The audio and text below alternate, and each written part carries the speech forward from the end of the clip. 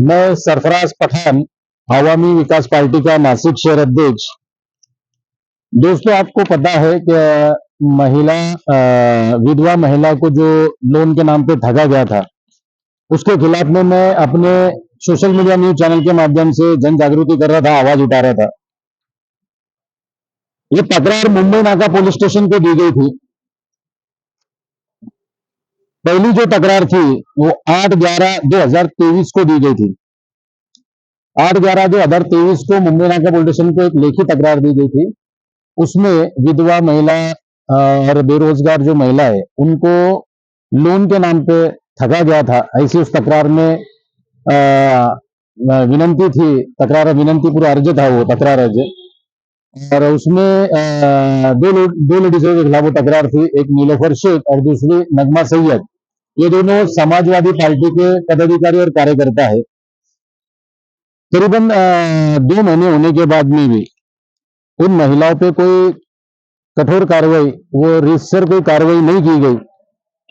इसलिए जो तकरारदार थे उन्होंने और अन्य अन्य तकरारदार दूसरे, कम से कम मेरे हाथ में जो है 50 कंप्लेंट है, ये सब तकरारदारों ने मुझसे संपर्क किया और मैंने अपने न्यूज चैनल के माध्यम से इस विषय को आम जनता के बीच में और संबंधित अधिकारियों तक पहुंचाने की कोशिश की। और उसके बाद मैंने जब देखा कि इसके ऊपर कहीं ना कहीं दोनों आरोपियों को बचाने की कोशिश की जा रही थी, तो मैंने एक आरटीआई फाइल किया। जो आरटीआई मैंने 7/12/2023 को फाइल किया था। करीबन 1 महीने के बाद, मतलब तकरार देने के बाद में, ये लेडीजों ने जो तकरार दी थी उसके 1 महीने के बाद फाइल किया था। और समझने की कोशिश की थी कि जब इन लोगों ने इतनी सारी औरतों के साथ फ्रॉड किया तो इनके ऊपर गुनाह क्यों नहीं दाखिल हो रहा, कार्रवाई क्यों नहीं हो रही। तो आरटीआई में भी कहीं ना कहीं उड़ाउड़ी के उत्तर देते मुझे झपटने की कोशिश की गई। लेकिन जैसे आप लोगों को पता है कि मैं जागरूक सामाजिक कार्यकर्ता हूं और मुझे कोई ठप्पे पॉसिबल नहीं है। उसके बाद फिर मैंने उसके ऊपर अपील फाइल किया 10/11/2024 को। और ये मतलब 2024 के अभी पहले महीने, मतलब 11 तारीख को। और ये जब मैंने अपील फाइल किया तो अल्हम्दुलिल्लाह, आप लोगों को जैसे पता है कि मैं पत्र व्यवहार में काफी बारीकी से काम करता हूं। तो जैसे मैंने अपील फाइल किया तो अपील फाइल करने के बाद में मुझे तुरंत डीसीपी कार्यालय से लेटर आया। मैंने अपील फाइल जो किया वो मैंने फाइल किया 11/1/2024 को। और वो फाइल करने के बाद में इमीडिएटली मुझे 17/1/2024 को डीसीपी ऑफिस से लेटर आया। और इस लेटर के जरिए डीसीपी साहब ने कहा, क्या आपकी सुनवाई रखी है हमने 30 जनवरी 2024 को।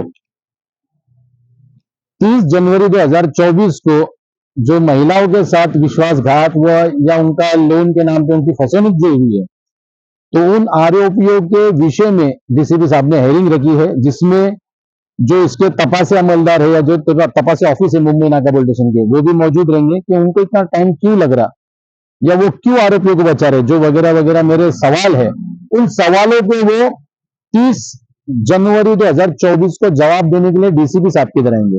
ये तो कहीं ना कहीं मुंबई नाका पुलिस स्टेशन के माध्यम से दोनों आरोपियों को बचाने की कोशिश की जा रही है, ऐसा मेरा संशय था। और जो मैंने डीसीपी साहब के पास रखा, तो डीसीपी साहब ने एक हेयरिंग रखी है जिसके अंदर मुंबई नाका पुलिस स्टेशन के भी संबंधित अधिकारी वहां पर आएंगे, मैं रहूंगा और इस केस से जुड़े हुए कुछ लोग वहां पर रहेंगे। और डीसीपी साहब के सामने इस विषय में हेयरिंग होंगी, बाकायदा चर्चा होंगी। और मुझे उम्मीद है उस चर्चा के बाद, उस विषय के बाद इन लोगों पर गुना दाखिल होगा, ऐसी मुझे उम्मीद है। और जो भी कार्रवाई होंगी इंशाल्लाह वो आप लोगों के साथ में 30 जनवरी 2024 के सेम डे शाम तक या रात तक या फिर दूसरे दिन आप लोगों के साथ जरूर शेयर करूंगा। जब तक के जय हिंद, खुदा हाफिज।